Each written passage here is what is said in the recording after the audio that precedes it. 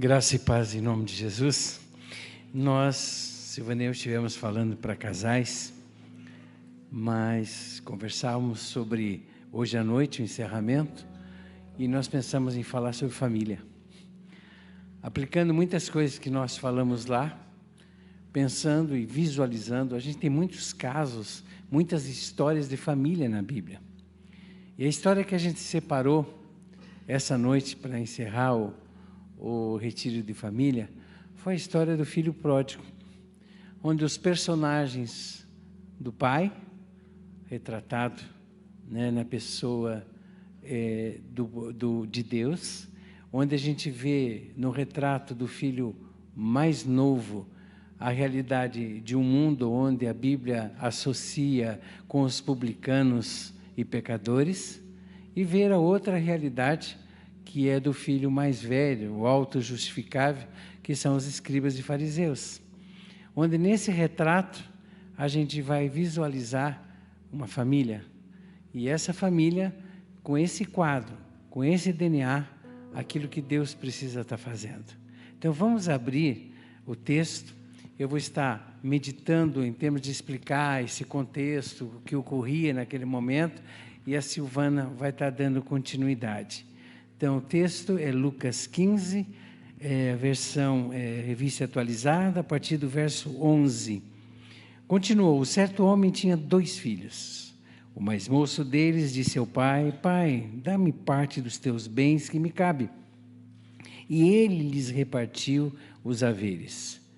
Passados não muitos dias, o filho mais moço, juntando tudo o que era seu, partiu para uma terra distante, e lá dissipou, gastou tudo, todos os seus bens, vivendo dissolutamente. Depois de ter consumido tudo, sobreveio àquele país uma grande fome, e ele começou a passar necessidade. Então ele foi e se agregou a um dos cidadãos daquela terra, e este o mandou para os seus campos a guardar porcos. Ali desejava ele fartar-se das alfarrobas que os porcos comiam, mas ninguém lhe dava nada. Então, caindo em si, disse: quantos trabalhadores de meu pai têm pão com fartura e eu aqui morro de fome. Levantar-me-ei e irei ter com o meu pai. Ele direi: Pai, pequei contra o céu e diante de ti, e já não sou digno de ser chamado teu filho. Trata-me como um dos teus trabalhadores. E levantando-se foi para seu pai. E vinha ele ainda longe quando seu pai o avistou e, compadecido dele, correndo o abraçou e beijou. E o filho disse: Pai, pequei contra o céu e diante de ti. Já não sou digno de ser chamado teu filho. O pai, porém, disse aos seus servos: trazei depressa a melhor roupa, vesti e ponde-lhe o anel no dedo, sandália nos pés, trazei também e matai o novilho cevado, comamos, nos regozijemos, porque esse meu filho estava morto e reviveu, estava perdido e foi achado. E começaram a regozijar-se. Ora, o filho mais velho, que estivera no campo, e quando voltava, ao aproximar-se da casa, ouviu a música e danças, chamou um dos criados, perguntou o que era aquilo e informou. E ele informou: veio teu irmão, teu pai mandou matar o novilho cevado, porque o recuperou com saúde. Ele indignou e não queria entrar. Saindo, porém, o pai procurava conciliá-lo. Mas ele respondeu ao seu pai: há tanto tempo, há tantos anos que te sirvo sem jamais transgredir uma ordem tua, e nunca me deste um cabrito sequer para alegrar-me com os meus amigos, e vindo, porém, esse teu filho que desperdiçou os teus bens como meretrizes, e tu mandaste matar a ele o novilho cevado. Então lhe respondeu o pai: meu filho, tu sempre estás comigo, tudo que é meu é teu.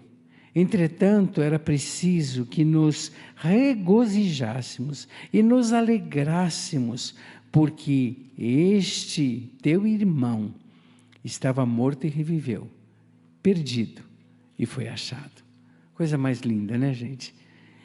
A gente tem que entender o contexto, é isso que eu quero apresentar para vocês. Jesus tinha algumas pessoas que o tempo todo estavam do lado dele e dando volta e fazendo o seu trabalhinho, né, que eram os fariseus, escribas. Os fariseus é aquela postura religiosa de auto-justificável, de que eu estou bem, né? Todas as coisas também eu faço o melhor, eu sou a pessoa correta, eu sou a pessoa perfeita, eu sou o religioso. E o escriba, mais ainda, citava a lei para se comparar ao cumprimento da lei na vida dele. E existia um outro grupo, que era o grupo dos publicanos e pecadores. Os publicanos eram pessoas da sociedade, mas essas pessoas da sociedade, eles eram judeus que se associavam ao governo que os judeus não aceitavam. Então, eles tinham um tipo de vida irregular, não aceitavam no meio do próprio judaísmo. E os pecadores eram exatamente esses, na imoralidade, na vida devassa, na vida promíscua, na vida imoral. Então, tinha todo esse quadro que estava ao redor de Jesus.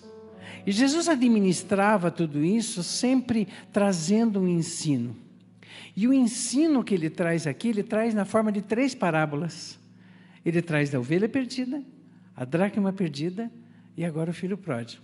Mas quando ele traz isso, gente, ele traz com uma mesma linha de pensamento, mostrar o amor misericordioso e perdoador de Deus por todas as pessoas. E ele mostra de uma forma tão profunda que ele dá para nós a conotação de que Deus vem em nossa direção e vem nos procurar, vem nos reconciliar, vem nos restaurar, vem trazer para nós de volta a comunhão mais íntima que a gente precisa dele. E o quadro aqui é um quadro que retrata dor, sofrimento e retrata para nós o que temos de tipos de pessoas que podemos ser ou não, porque ou nós estamos enquadrados nos pecadores, que acreditamos que não seja, com vida imoral tudo, né? Espero que não, que a vida de vocês, né? Mas por outro lado, eu posso estar tendo uma vida religiosa, mas não tenho a intimidade com o Pai. Essa era a grande questão. Aqueles fariseus e escribas podiam dizer o que for em termos de religiosidade, mas faltava algo na vida deles, que não permitia essa intimidade de filiação. De escravo, de servo, mas não de filho, que foi o caso retratado no filho mais velho. Mas vamos entender um pouquinho mais a parte da histórica, entendendo o quadro de Rembrandt, holandês. 2 anos antes de morrer, ele pintou, ele se impactou tanto com a história do filho pródigo, que ele tentou retratar, e diz que existem muitas figuras, ele foi fazendo figuras, Rembrandt, do filho pródigo, para trazer a ideia que estava no coração dele, da interpretação que ele tinha do texto. E, conforme se conta, a figura é de alguém de braço cruzado, que é o irmão mais velho, que está na minha direita aqui, né? No fundo, vocês quase não vê a figura de uma mulher que retrata a mãe, que o sistema é patriarcal e não matriarcal, então a mãe ficava à parte, né? E provavelmente alguém muito rico, que estava na família, visitando o que está ali, né? Que pode ser até um cobrador de imposto, mas a figura mais linda é o toque do pai no filho, recebendo em amor. Essa sensação, você está comigo, e a atitude do filho no reconhecimento de que pecou e falhou. E tudo começa, gente, com uma atitude que nós estamos sujeitos e perigosamente pode ocorrer conosco, porque o filho mais velho pediu, né, a independência, pediu, eu quero viver minha vida, quero os meus bens, quero que você me dê toda a minha herança. E olha, não se podia fazer isso. Não se podia fazer isso. Mas o pai fez isso para o filho. E eu quero que vocês guardem que quando o pai vai dar a herança para ele, o mais velho vai receber o dobro, porque ele era o primogênito. Ele recebe o dobro do que o filho recebe, mesmo estando dentro da casa. Ele recebeu aquilo. E o filho vai sair para viver dissolutamente. Agora, vamos ser sinceros. Quantas vezes a nossa atitude de sairmos em rebelião, de queremos viver a nossa vida, não precisamos de Deus, é bem retratado nesse filho mais novo. Onde a gente acha que está vivendo a vida, que vai viver a vida, e que sabe viver a vida, e que não precisa de Deus, que não precisa da palavra, que não precisa da oração, que eu sei o que eu estou fazendo. Então o que acontece? Ele sai e o filho, eu vou usar essa expressão, libera vontade permissiva de Deus. Quantas vezes, por causa do amor de Deus por você, Ele deixa você caminhar, mas só que nessa caminhada, você vai passar por toda a situação que esse moço passou, para poder compreender que a coisa mais importante na nossa vida é estar do lado do Pai Celestial, em comunhão com esse Pai, e vivenciando a casa do Pai, e vivenciando a palavra do Pai e a intimidade do Pai. O texto, lógico, diz que ele saiu, viveu dissolutamente, e a ideia que o texto diz é que ele tentou fazer de tudo com o dinheiro que tinha. Ele gasta tudo. Vem a fome na terra. E quando chega a fome, ele não tem mais saída, ele vai procurar ajuda. E olha, a humilhação foi tão grande, porque ele era judeu. E judeu com respeito a porco, gente, esquece. Ele vai e ainda vai trabalhar para cuidar de porcos. E dizem que esse como é que é o nome, que é a expressão que eu li aqui? Alfarroba é uma espécie de um vegetal negro escuro, né? Que os porcos comem e que ele ficou até com vontade de comer. Mas ele chegou ao ponto máximo, que graças a Deus houve um impacto na vida dele, quando ele vai ter que dizer, como disse um dia Isaías, ai de mim, pereço. Ai de mim, quando o texto diz, caiu em si, gente, ele voltou para a realidade.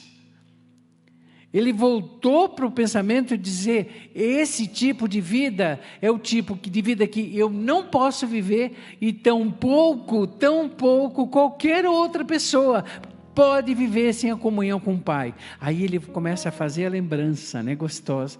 Ai, como era tão bom, eu vou voltar arrependido. E ele se arrepende, ele toma a decisão, ele volta. E o lindo, gente, é que quando o pai vê, ele está chegando, o pai vê que ele está vindo, e o pai vai em direção a ele. E era vergonhoso sair correndo atrás do filho. E outra, na entrada da cidade, ficavam os juízes, ficavam as pessoas, para poder debochar, ironizar, aquele que tinha ido embora na cidade pequena, eles iam rir dele.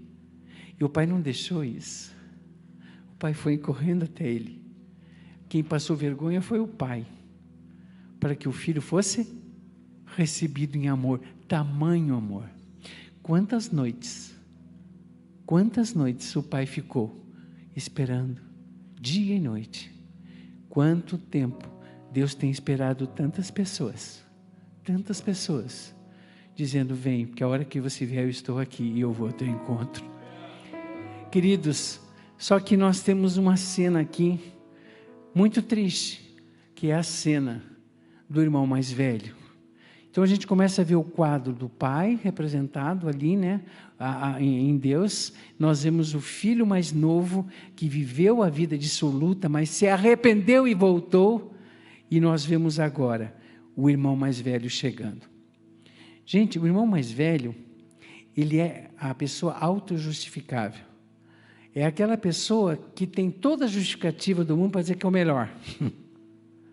Eu sempre fui o melhor, eu sempre fui obediente, eu sempre fui aquilo que fiz tudo. Mas quando ele começa a dizer isso para o pai, é interessante. Ele falou mais como um servo escravo do que como filho. Ele não tinha, mesmo dentro da casa, a intimidade com o Pai. Então não adianta, você pode estar vivendo dissolutamente, não ter a comunhão, mas como você pode também estar vivendo dentro da casa, sem a comunhão. E aí a história vai caminhar por essa conscientização do pai de tentar conciliá-lo, para tentar mostrar para ele: o teu irmão estava morto e ele ressurgiu. Será que entra isso na sua cabeça? Nós não sabemos como terminou o restante da história na festa que houve, mas o que nós sabemos aqui, que a postura do irmão foi a triste postura de uma forma soberba, orgulhosa, rancorosa, com o coração cheio de ódio, de inveja. Ele perdia já a comunhão com o Pai, e agora, de forma definitiva, ele deixou evidenciado. Tanto como o irmão, ele também não tinha intimidade mesmo que estava na casa. Gente, nós temos famílias, as nossas famílias, e elas podem estar retratando esses quadros. Amor. É incrível que a família é o lugar onde a gente mais tem que ser amado. E o que a gente tem observado que é o lugar onde as pessoas têm sido mais feridas. As pessoas carregam mágoas de coisas que elas ouviram. E eu não sei se vocês conseguem concordar comigo, mas esses 3 personagens, muitas vezes, estão dentro da nossa casa. A gente encontra esses 3 personagens dentro da nossa família. E eu queria que você primeiro começasse a pensar nos filhos pródigos da sua casa. Talvez um dia você tenha sido esse filho pródigo. Quem aqui já não se rebelou um dia? Não fugiu pela janela quando a mãe disse que não era para sair? Nem que fosse para jogar futebol? Quem aqui não foi um filho pródigo? E agora eu queria que você parasse e pensasse nos filhos pródigos da sua família. Pessoas que foram afastadas e hoje elas não conseguem nem voltar para casa. Pelo medo do julgamento, pela vergonha. E você sabe que eu fico pensando que mentira esse filho pródigo acreditou. E aí, quando a gente começa a ver no texto, ele pediu a herança para o pai, e o que ele veio? Passados não muitos dias, o filho mais moço, ajuntando tudo o que era seu, partiu. Eu fiquei pensando, ele deve ter tido uma briga. Ele foi, se rebelou, pediu dinheiro, pediu a propriedade, pediu as coisas, mas demorou alguns dias ainda. E talvez você esteja passando por essa briga. O inimigo é o pai da mentira. E ele pode estar te dizendo, você pode ser mais feliz lá fora. Para que esse casamento? Fala sério. Para que ficar sofrendo do jeito que você está? Olha, teu pai e tua mãe sempre dizendo não para você, sempre cortando o teu barato. Para que continuar aqui na casa? Você já está maior de idade, você consegue um emprego rápido. Sai daí. E ele acreditou na mentira. E quando ele estava no pior momento, ele caiu em si. É quando acorda da mentira. Quando você entende que aquele momento no motel com aquela pessoa que não é o seu cônjuge foi uma cilada. Quando você entende que ter pego aquele dinheiro que não era teu foi uma cilada. E aí ele caiu em si. E é interessante que ele tinha uma boa memória da casa do pai. E essa boa memória trouxe ele de volta. Então eu queria que você parasse agora e a gente orasse pelos filhos rebeldes que a gente conhece. Pelos filhos pródigos da nossa família. Vamos começar a mudar o nosso coração com relação a essas pessoas orando. E talvez você possa dizer, mas Silvana, sou eu essa pessoa. Na minha casa, sou eu a ovelha negra. Sou eu a pessoa que fez tudo errado. E aí, é o medo do julgamento dos irmãos mais velhos. E quem é o irmão mais velho? É aquela pessoa cheia de orgulho. E você perceba que ele era tão distante do pai, que quando ele ouviu a música, ele não foi direto no pai. Ele chamou o empregado. O que está acontecendo? que está rolando aqui? E aí o empregado disse, teu irmão voltou, teu pai está tão feliz. E ele ficou enfurecido. Porque o bom era ele. E o correto era ele.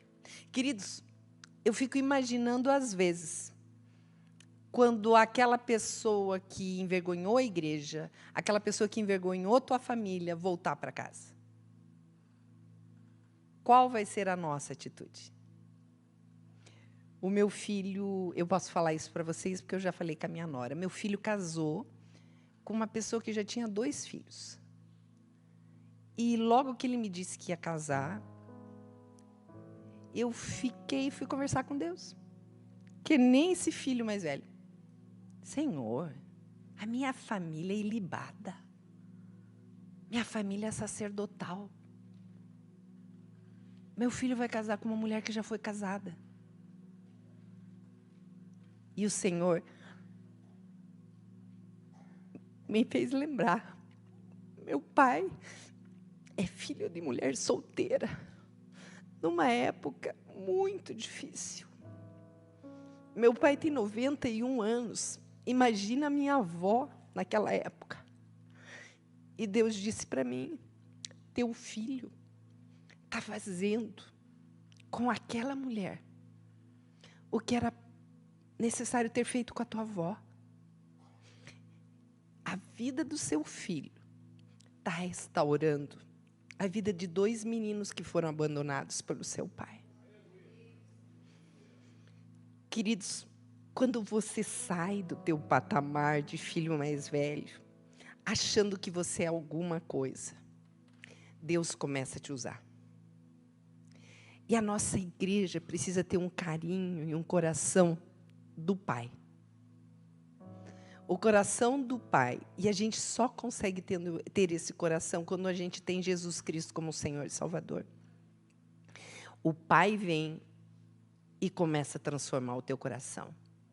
Onde o teu olhar para os que erram não é mais o olhar de juiz. Queridos, o perdão, ele tem que andar e tem que fluir na nossa convivência diária. O perdão tem que ser algo muito natural. Onde as pessoas não tenham medo de vir te contar o erro delas. Porque você não assume o papel do juiz. O pai saiu correndo porque ele não queria que os juízes impedissem que o filho dele voltasse para casa. O Espírito Santo de Deus está na igreja impedindo que o demônio te impeça de vir para frente. Reconciliar com ele. Ele corre porque ele quer te ver de volta para casa. O Espírito do Senhor está aqui para reconciliar famílias, casamentos e principalmente tua vida com o Senhor. O Espírito do Senhor está convidando você a ser um reconciliador da sua casa. Você ser aquela tia, aquele tio, aquela mãe, aquele pai, aquele primo, aquele irmão que vai reconciliar. Aquele que vai pegar o celular hoje à noite e vai escrever para aquele primo bêbado, para aquela prima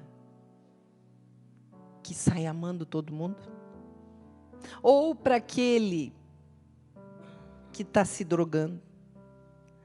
O Espírito do Senhor está te convidando a ser um reconciliador de vidas, um reconciliador de famílias. Os recomeços só são possíveis quando existe perdão no meio da família. E que eu seja a promotora disso na minha casa. Que eu seja a pessoa a estender a mão para aquele que errou, não concordando com o pecado, mas sendo um instrumento de Deus para amar o pecador. Então a primeira pergunta é: você que está voltando para a casa do Pai, chega de ser o filho que anda no meio dos porcos. O Senhor te espera com um anel para te dar a identidade de filho. Então eu quero te chamar aqui na frente, para que você aceita essa identidade de filho. Ele não te vê como um filho, uma filha de quem ele se envergonha. Ele te vê como filho amado que está voltando para casa e se alegra. E segundo a palavra de Deus, tem festa no céu. Não é mais só festa no arraiá. A festa é no céu. Então você que sente que está longe do Senhor, que você quer intimidade de volta com Ele, vem aqui que nós queremos orar com você. E outros vêm aqui à frente ministrar esse amor por essas pessoas. Eu quero que vocês, na unção do Pai, acolham os que estão vindo aqui à frente. Eu quero ser esse instrumento aqui dentro da Alameda, de acolhimento. Então, alguns estão vindo aqui na frente. E eu quero que você venha e abrace. Abrace essa amada. Isso, Rebeca. Mas alguém vindo à frente aqui, entendendo, eu quero voltar para a casa do Pai. Eu quero. Amém. Mais pessoas aqui. Amém. É uma noite de reconciliação. Gostaria que pessoas viessem abraçar eles. E agora, eu que entendo que tenho funcionado como o irmão mais velho. Eu que entendo que tenho funcionado como o irmão mais velho dentro da minha família e quero mudar meu papel. Eu quero ser o reconciliador dentro da minha casa. Da minha boca vai sair palavra de amor, da minha boca vai ser palavra de carinho, de cura sobre os meus familiares. Vem à frente para nós orarmos, para que essa unção de reconciliador venha para dentro da tua casa através da tua vida, em nome de Jesus. Amém. Mais reconciliadores. Em nome de Cristo Jesus, nós seremos reconciliadores dentro do nosso lar. Novos recomeços dentro da minha casa, dentro da minha família. Amém. Quantos reconciliadores estão vindo aqui? Amém, amém. Quantos reconciliadores. E ainda hoje, esses reconciliadores vão tocar naqueles que estão afastados do Senhor. Aqueles que foram abandonados. Chega de filho mais velho. Chega de julgamento dentro da família. Nós vamos ser instrumentos de cura, de amor, de restauração. Você que está de pé, estenda a tua mão, levanta, estenda a tua mão e vamos orar por esses irmãos que vão ser instrumentos de Deus dentro da sua casa e dentro da sua família. Vamos estar orando. Pai querido, em nome de Cristo Jesus, nós queremos ser, Senhor Deus, os teus instrumentos de cura, Senhor Deus. Nós queremos ser o instrumento de restauração. Nós queremos, em nome de Cristo Jesus, que toda mentira seja eliminada, Senhor Deus. Que toda mentira seja eliminada nos nossos lares. E nós queremos levar a palavra de verdade. Nós queremos levar, Senhor Deus, a palavra que liberta. A palavra que cura, Senhor Deus. Em nome de Cristo Jesus, Senhor Deus. Os que vieram, Senhor Deus, que estavam afastados, que eles possam sentir a testificação de estarem sendo recebidos na casa do Pai. E aos reconciliadores, Senhor Deus, em nome de Cristo Jesus, que a unção do Senhor esteja sobre eles, Senhor. E quando eles abrirem a boca, quando eles tocarem, grilhões caiam por terra e haja uma restauração de relacionamentos dentro das casas e das famílias. Porque é no nome de Jesus que nós oramos e cremos. Amém. Amém. Queridos, eu queria só dar uma palavra para vocês. Eu lembro de uma jovem que ela sempre foi muito crente. Estava muito, muito presente na igreja e de repente ela se afastou. E os pais não conseguiam entender. Houve uma rebeldia muito grande nessa menina. E essa menina saiu totalmente do convívio da família. E eu conheci ela bem na fase da rebeldia. E ela disse: eu estou bem do jeito que eu estou. Até que passaram-se alguns meses. Essa menina foi por intimidação da irmã, ela foi num culto e lá Deus falou com ela. E aí ela voltou a conversar comigo e ela me explicou: Silvana, eu sempre fui uma pessoa muito correta. E um dia na faculdade me convidaram para um churras. E um colega muito próximo dela deu um boa noite Cinderela. E quando ela acordou, ela já estava na cama. E ela tentou se livrar e ele disse: agora é tarde. E ela praticamente foi violentada. Ela se sentiu indigna. E por isso ela foi embora. E toda vez que ela pensava em voltar para o Senhor, ela ouvia aquela palavra: agora é tarde. Agora é tarde. E aí um dia ela estava numa igreja e ouvindo a palavra, o Senhor disse: não é tarde. Não é tarde. E ela foi correndo, ela segurou a pastora e disse: eu preciso falar com você antes que eu desista de falar. E ela foi, contou tudo para a pastora e a pastora começou a orar com ela. E aquela mentira foi eliminada da mente dela. Queridos, eu quero dizer, não é tarde. Se você ainda hoje quer vir à frente, reconciliar com Deus, não é tarde.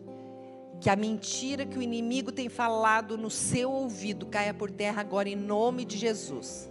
E a verdade do Senhor te liberte. E a verdade do Senhor entre no teu coração e descongele tudo que travou na tua vida. Porque o inimigo trabalha com a mentira, mas a palavra de Deus diz que a verdade é que liberta. Então, creia, não é tarde. O Pai te aguarda e Ele está feliz com a presença de você, restaurando sua vida. Que a graça do Senhor esteja no coração de cada um e se estenda sobre a sua família e sobre todos aqueles que são importantes para vocês, em nome de Jesus. Amém.